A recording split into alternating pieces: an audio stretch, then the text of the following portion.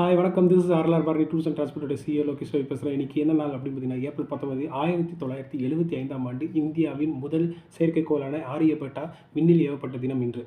அதே மாதிரி இதே 19 ஏப்ரல் 1882 சார்லஸ் ராபர்ட் டார்வின் மறைந்த தினம் இன்று. 73 வயசில் அவர் காலமானார். அவரை பற்றி உங்களுக்கு தெரியும்.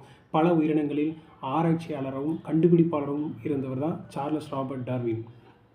அதே மாதிரி 19 ஏப்ரல் 2015 சட்டவிரோதமாக ஐரோப்பா படகுகளை வட ஆப்பிரிக்காவிலிருந்து லிபியாவுக்கு புலம்பெயரும்பொழுது ஒரு 70 பேர், கிட்டத்தட்ட 700 பேர் பலியான தினம் இன்று. அதே 1921 இதே ஏப்ரல் 19 நியூயார்க்கை சேர்ந்த மார்க்கஸ் ஆண்டனி நவீன கையேறி அப்படிங்கிற கிரனேட் அப்படிங்கிற